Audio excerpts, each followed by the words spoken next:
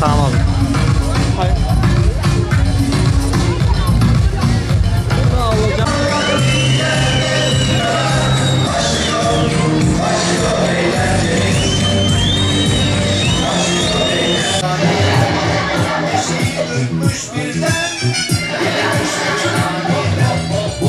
Gören çocuklar yanına koşuşmuşlar. Onu gören çocuklar yanına koşuşmuşlar. Hocayla alay etmişler. Hocayla alay etmişler. Euzu billahi mineşşeytanirracim.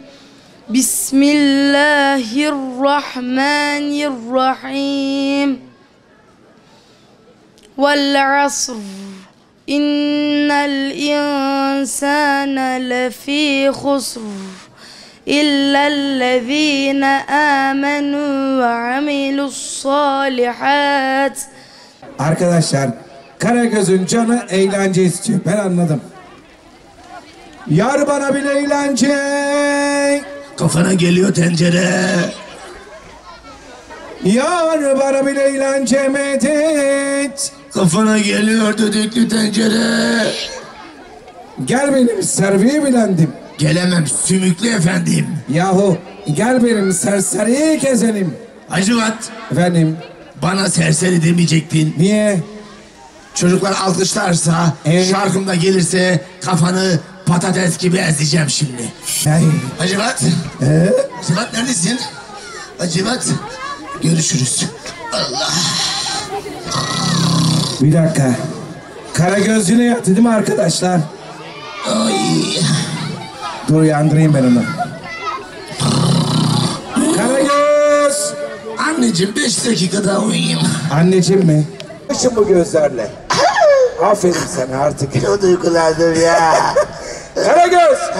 Bak arkadaşlarımız gelmiş. Bak çocuklar gelmiş. Ha sucuklar gelmiş. Of be, sucuk kahvaltı da yapmadım var ya.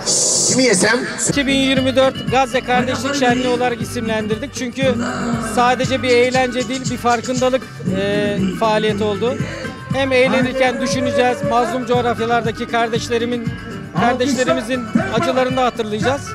Bu şekilde oyun alanları, ikramlar, anneler için ayrı istasyonlarımız var. Farklı faaliyetler olacak.